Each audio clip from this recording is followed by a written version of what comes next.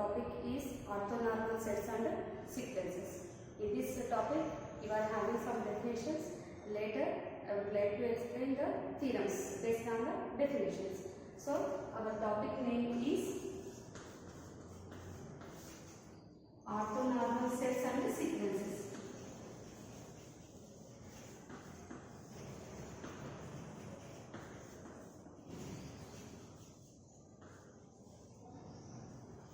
So, in this topic, you are having the definition first to orthogonal set. First definition, orthogonal set.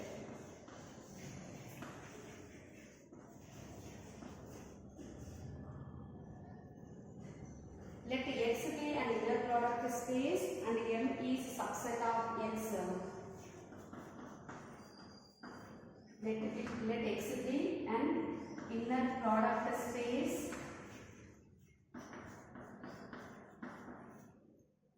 and M is subset of X.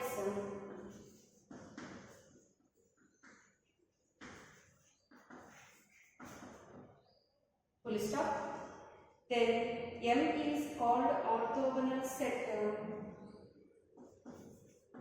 Then M is called orthogonal set.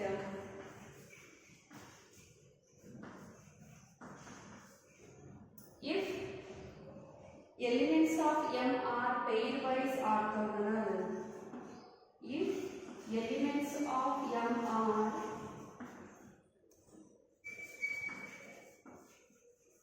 pairwise orthogonal, then the set is called orthogonal set. So here X be an inner product space, M is subset of X, then this M is called orthogonal set if elements of M are pairwise orthogonal. For suppose M is having 2 elements or 3 elements. If you are taking pairwise orthogonal, if you are taking the elements 1 to 1 pair, then inner product of the 2 elements goes to 0. If you are taking another pair 2, 3, then inner product of 2, 3 is also goes to 0. Next pair is 1, 3. So if you are taking an inner product of 1, 3 is also 0. So here, if elements of M are pairwise orthogonal, if you are taking any pair, that pair are orthogonal, then this set is called orthogonal set. Clear? This is for your understanding purposes. This is not necessary. So you have to copy the notes from the video only. Listen carefully.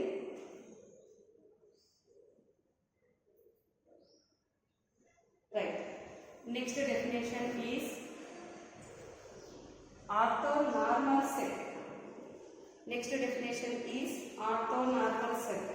A subset M of an inner product space X is called orthonormal set if condition. Next definition, orthonormal set.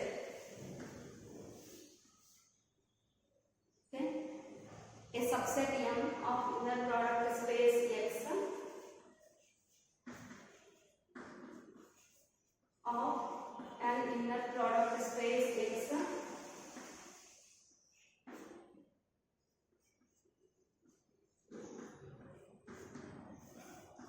is called orthonormal set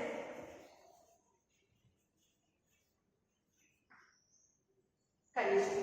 For all X comma Y belongs to M comma inner product of X comma Y is equal to, here condition, inner product of X comma Y is equal to 1 if X is equal to Y, 0 if X not equal to Y. So this is the true for all the elements in the inner product, for all the elements in the subset M. If you are taking any two elements, inner product is 1 if x is equal to y. If elements both are same, then inner product is 1. If elements are not same, at that time inner product goes to 0. Once this condition is satisfied for all the elements in the M, then this subset is called orthonormal set.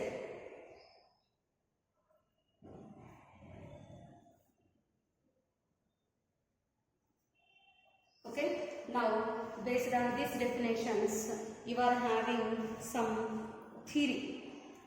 That theory is, if an orthogonal or orthonormal set M is countable, then its element can be arranged in a sequence Xn. We call this sequence as orthonormal sequence or orthogonal sequence. See the theory of next lines. In an orthogonal or orthonormal set M is either orthogonal set or orthonormal set, is countable, then its elements can be arranged in a sequence. If you are arranging all the elements in a particular sequence, particular order, then we call this sequence as orthonormal sequence or orthogonal sequence. Either set is orthogonal set, then sequence is orthogonal sequence. If set is orthonormal set, then sequence is also orthonormal sequence. Now, based on these definitions, you are having the theorem, Pythagorean relation. Okay. Next, I would like to explain Pythagorean relation.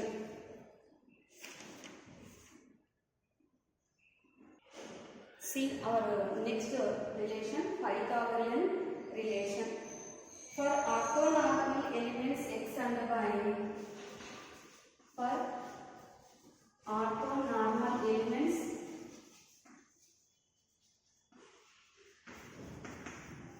x and y, comma, we have norm x plus y whole square is equal to, we have norm x plus y whole square is equal to norm x square plus norm y square. So only here given conditions are orthonormal elements x comma y. Using that, we have to show that norm x plus y whole square is equal to norm x square plus y square. See the proof.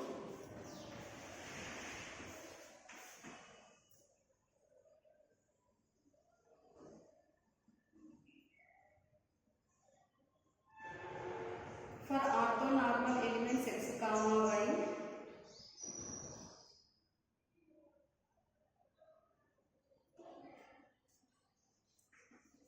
for ortho, not orthonormal, orthogonal.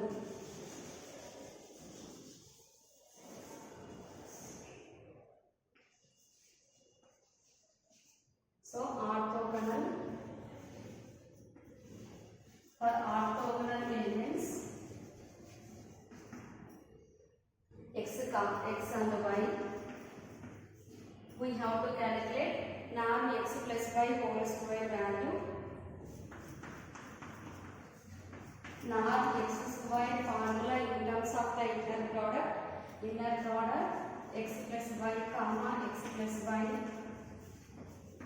So here we have to write separately inner product x comma x, inner product x comma y plus y comma x plus y comma y.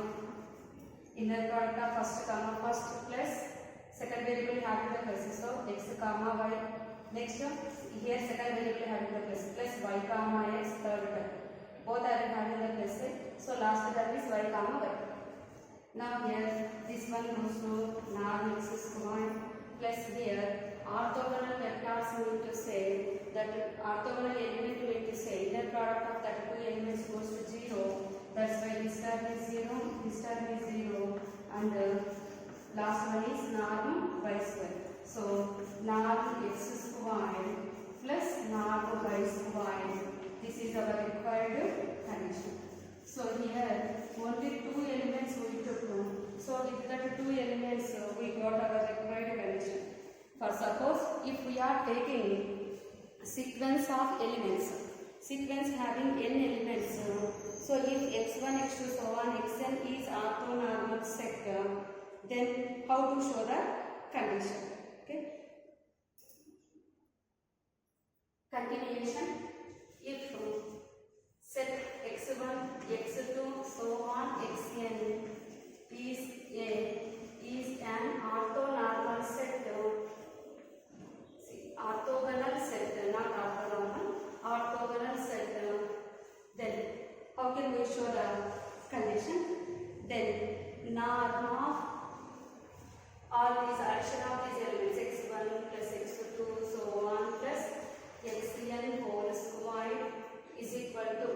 So if you are applying the same thing, then x plus y whole square is equal to x square plus y square. Same thing is equal to norm x1 square plus norm x2 square plus so on plus norm xn square.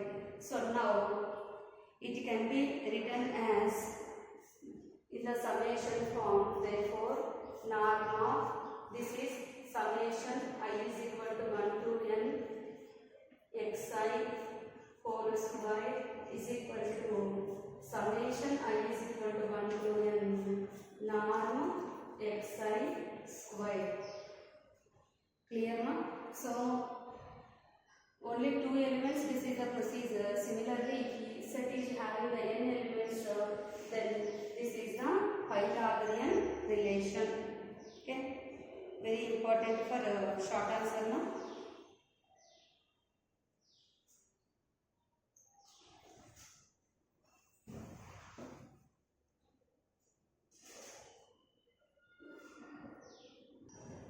Next lemma, very important for short answer 4 marks now. An orthonormal set is linearly independent. Very important for short answer, many times repeated. Lemma. The statement is an orthonormal set is linearly independent. An orthonormal set is linearly independent.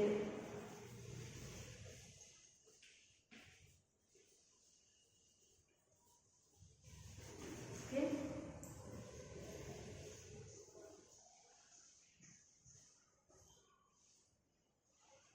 See. So first here we are taking orthonormal set even into so on en. Later we have to apply the definition of orthonormal set. Later we can take linear combination of the set elements. Finally, we can show that linearly independent. Linearly independent means to say in that linear combinations we have to show that all the vectors are is equal to 0. All the scalars is equal to 0. Okay, see the proof. So here we are taking orthonormal set. So let the set E1, E2, so on En be an orthonormal set. So once it is orthonormal set, we have to apply the definition of orthonormal. Definition of orthonormal is equal to any pair of the elements inner product is equal to 1 if elements are equal, 0 if elements are not equal. Okay. Similarly, here we have to write our next line is then inner product of ei comma ej. If 1 I is equal to j, 0 if I not equal to j. Clear? Suffixes are equal, then elements are equal. Elements are equal, then goes to inner product is 1, otherwise 0. Now, for a linearly independent purpose, we are taking linear combination of with this elements. So Next line is consider alpha 1 E1 plus alpha 2 E2 plus so on plus alpha n En is equal to 0 where alpha 1 comma alpha 2 so on alpha n are scalars. So here we have to show that these scalars all are is equal to 0, then the set is linearly independent. Next line is taking inner product with Ej. Taking inner product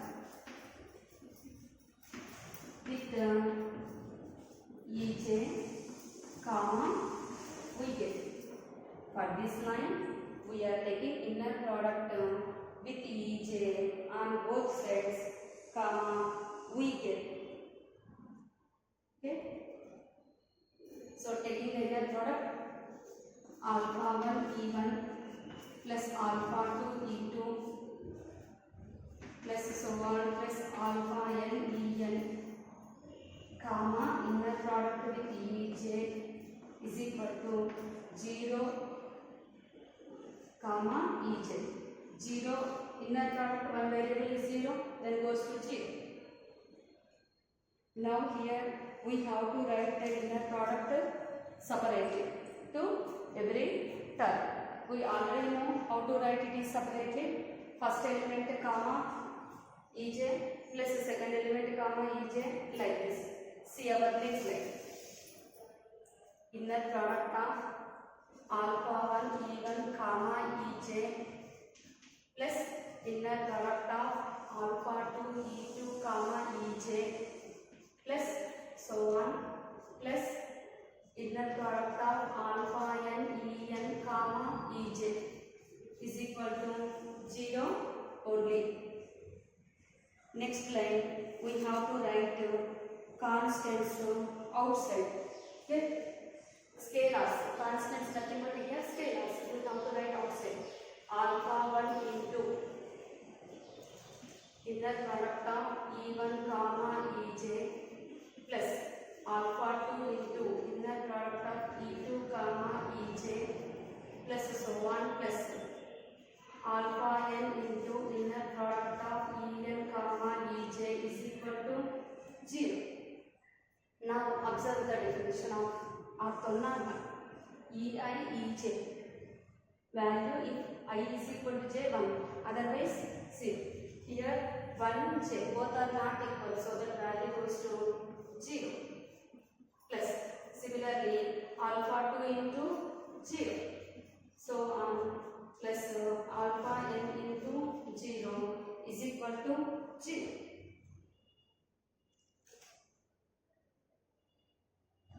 That implies each alpha j is equal to 0 for j is equal to 1 to so on n. Each alpha j is equal to 0 for j is equal to 1 to so on n. Next slide. Taking alpha 1 is equal to alpha 2 is equal to so on is equal to alpha n is equal to 0. Every term is 0. Thus linear combination. Thus alpha 1 E1 plus alpha 2 E2 so on plus alpha n En is equal to 0 implies all the scalars is equal to zeros. Okay, all the scalars is equal to 0, then the set is linearly independent. Hence set E1 comma E2 so on En is linearly independent.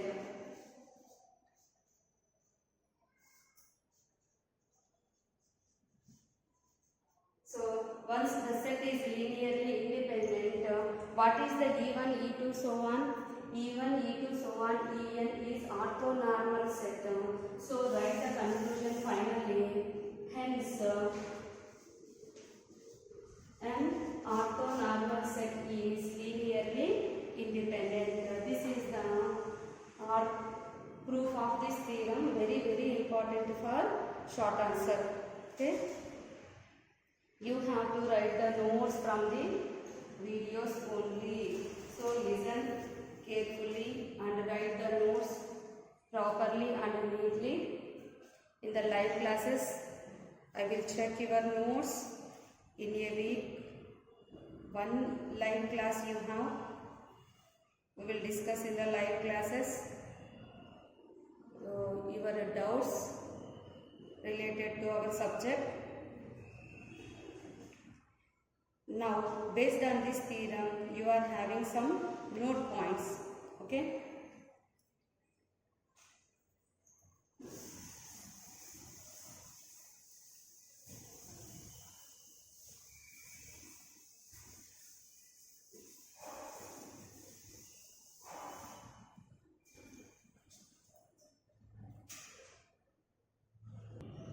See the note points now.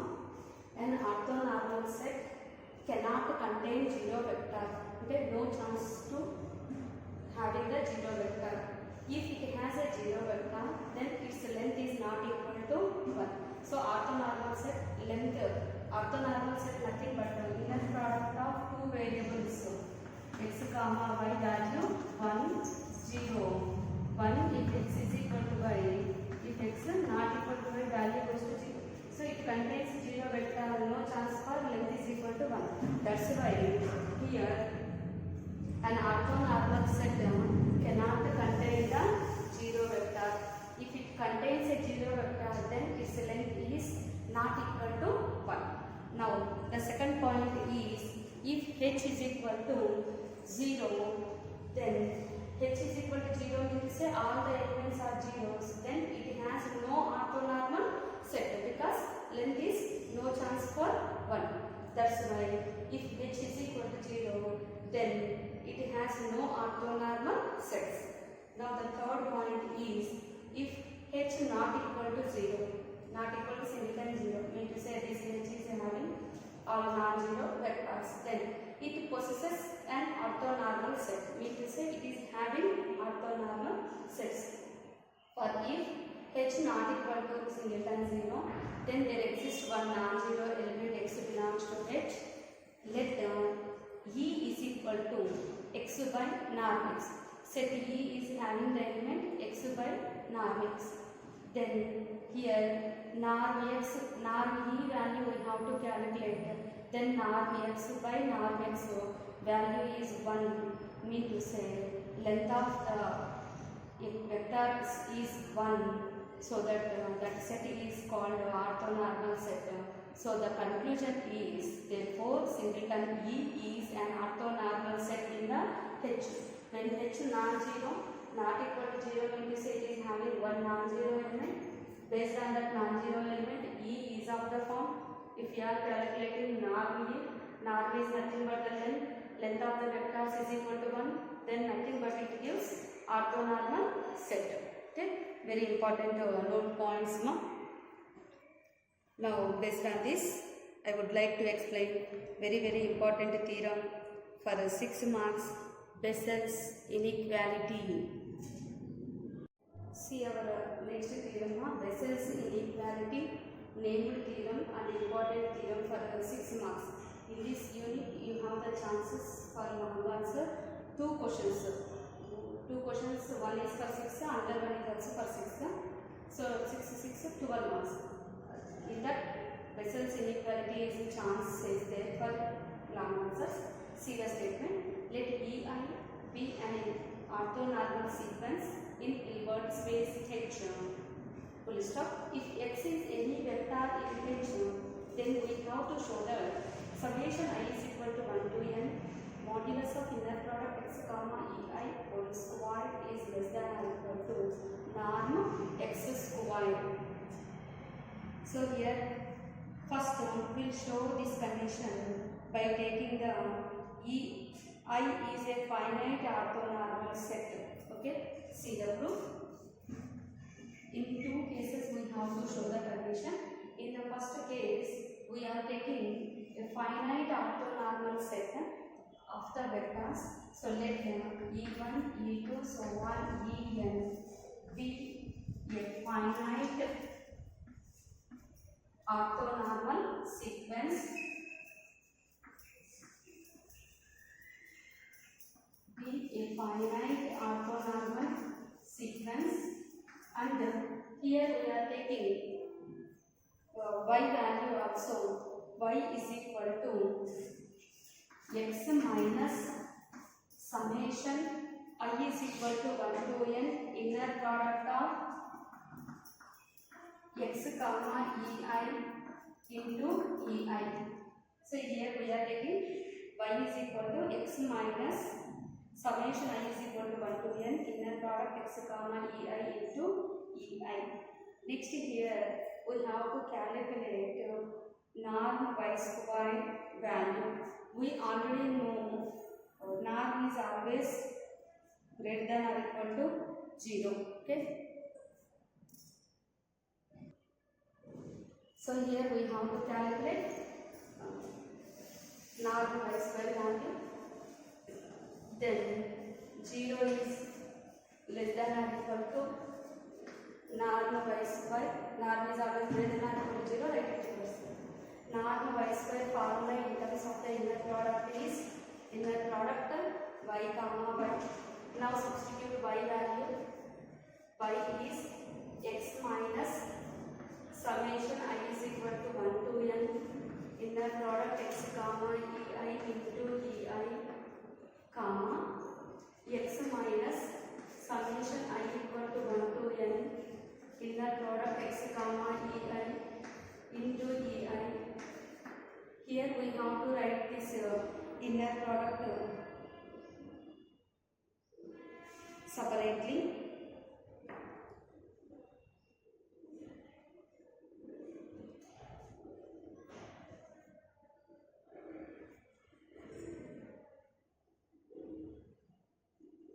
So how to write it separately?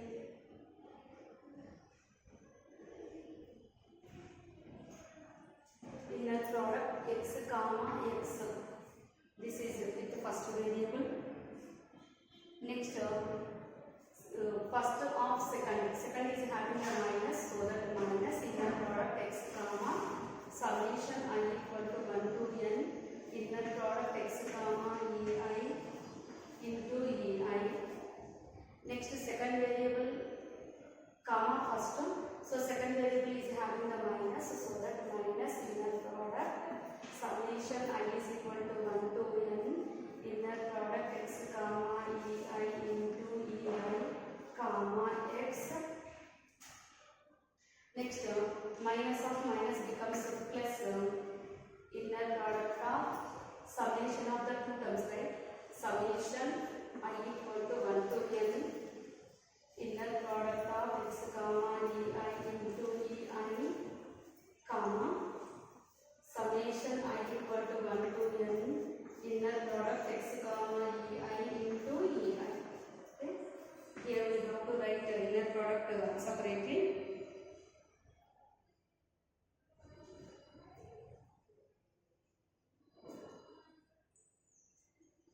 Later we will do the simplifications. See the simplifications now. First term is norm x square. Second term is we can write the summation outside. Summation I is equal to 1 to n inner product x comma ei. For the remaining terms we have to take the inner product, that is inner product x comma ei. That is our second term. Now the third term also same thing, write summation terms outside. Then what's left? Inner product of ei comma x is left, write minus summation I equal to 1 to n inner product x comma ei we can write in front. So remaining terms inner product is ei comma x. Next last one is two terms, two summations are there. We can write it outside. One summation is enough. No need to write it two times. X comma ei, x comma ei. Next inner product of remaining terms is ei comma ei. Okay.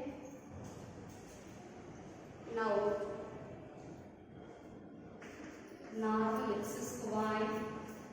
No change in the first two terms. Inner product x comma ei into x comma ei. In the third term, minus summation I equal to 1 to n. Inner product x comma ei. Here variable write it reverse, then automatically bar exists. Okay, plus summation I equal to 1 to n. Inner product x comma ei into inner product x comma ei. Now variables are same, so that the inner product of the two variables are 1. Now this is the negative term, this is the positive term are cancelled. Remaining terms is norm x squared minus summation. Again here we have to apply z into z bar is equal to mod z squared, so that norm x squared minus summation I equal to 1 to n modulus of x comma ei whole square. What is the formula? Z into z bar is equal to mod z square. So here what we got? 0 is less than or equal to, the LHS is here less than or equal to, we are doing the simplifications only. So less than or equal to this entire thing. Now we can send negative terms to RHS. Then we got our required condition when the given set is finite orthonormal set. So summation I is equal to 1 to n. Inner product x comma ei whole square is less than or equal to norm x square. This is true when the set is finite orthonormal. Now we can show the same condition when the set is having infinite number of terms. When the set orthonormal set is infinite, in that case also we have to show our required condition. Okay. See our next case. Suppose sequence ei is an orthonormal sequence in the H. Ei having an infinite number of terms. Let Sn is equal to I equal to 1 to n modulus of inner product x comma ei squared. Then this Sn is nth partial sum of the infinite series. So in this infinite series we are taking nth partial sum. Next, these sums have non-negative terms. So no, in this Sn no chance for negative terms. That's why these sums has non-negative terms, so that these form a monotonically increasing sequence. So this Sn is forms monotonically increasing sequence. Once the sequence of partial sums converges, because monotonic sequence is bounded, this is bounded by norm x square. So same thing we have to write in the symbolic representation. Summation I is equal to 1 to infinity modulus of x comma ei whole square is converges, and I is equal to 1 to infinity modulus of inner product x comma ei square is less than or equal to norm x square. So this is our required condition when the given orthonormal set is infinite. So we shown this condition in the two cases, hence proved. With the next theorems we'll discuss in the next class.